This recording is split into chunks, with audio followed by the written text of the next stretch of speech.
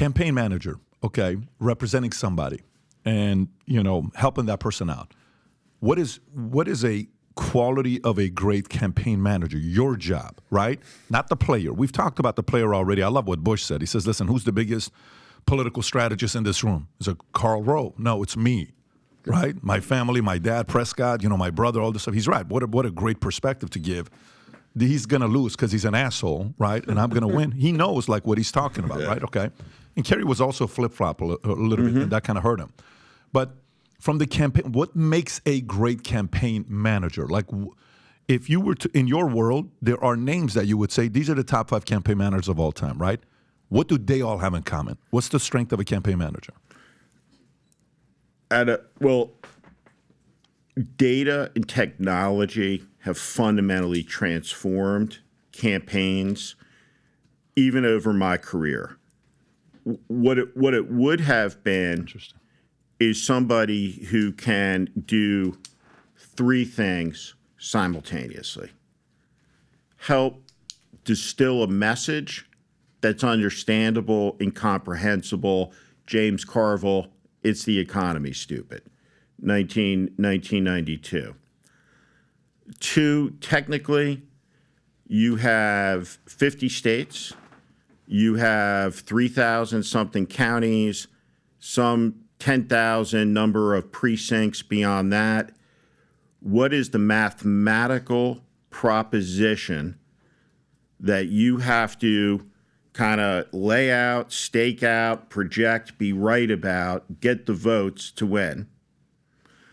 How do you raise the money, and how do you spend the money without going bankrupt, which is easier said than done when you're trying to balance out cash flows to giant expenditures. I mean, there were days in the Schwarzenegger campaign in 2006 where we would make a media buy on a Friday afternoon for $3.5 million and have $6,000 left in the checking account of the campaign, right, for the next week. So you have to stay steady.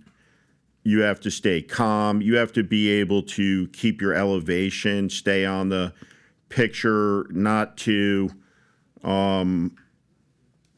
get sucked under the tide on any day, because there's a lot of stuff going on. And then, I think there's 3 types of people in the world.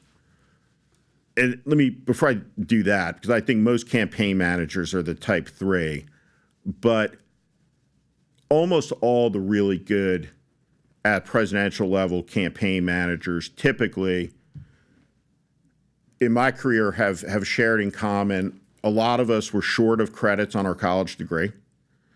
We were all C students.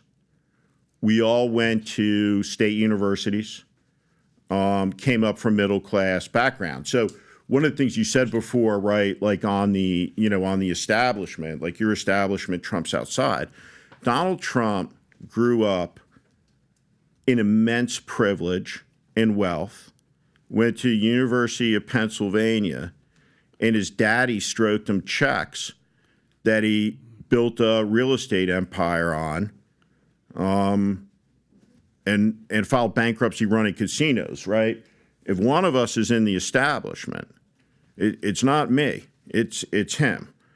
And the 3 types of people, right, I would say are this, is that, first group, right, you see some type of crazy scene going on, right, like the Caddyshack pool party, right? First type of person sees that, right, and says, fuck yeah, right, and jumps right in. Second type of person sees that and it's I'm getting out of here, right? Third type of person walks in there and says, stop it, right, and tries to bring order. And, I think the dumbest type of person in the human realm is the type 3. But most campaign managers are type 3s, right? You have every day, you have a giant production of planes, buses, shows, live events.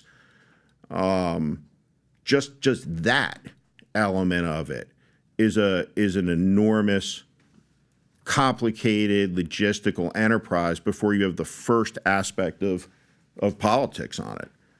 It's an interesting ecology of organizations in a modern campaign. So Steve, from a campaign manager perspective, Ron DeSantis's whole campaign, what do you think went wrong? I mean, we have our opinions. What do you think went wrong, Steve? And if it was you in there, regardless, like you said, you like him, hate him, whatever, what would you have done different to try to save the ship? He was so this is what he should have done wrong. I'll tell you what he did wrong. So first off, it helps in a presidential campaign to have a sense of history, right? You have so few people working in campaigns today, right, around these campaigns know anything about presidential campaigns, right? The history of them, campaigns in general. And really, Ron DeSantis had an opportunity to do what Bush did in 2000, and which was a model of the William McKinley campaign. It used to be in American politics that it was unseemly for a candidate to seek the office, right? So they didn't campaign. So the first modern campaign was really the turn of the 20th century with William McKinley. Teddy Roosevelt ultimately started asking for the vote. But before then, people would come to the front porch and be like, you're the guy. You should run for president. Person might go give some speeches, write some letters. But with Ron DeSantis in the immediate aftermath of the election, he literally didn't need to leave the governor's mansion. All he had to say at a moment where Trump's numbers were pointing down, DeSantis was ahead in the race, is to do what Bush did in 2000.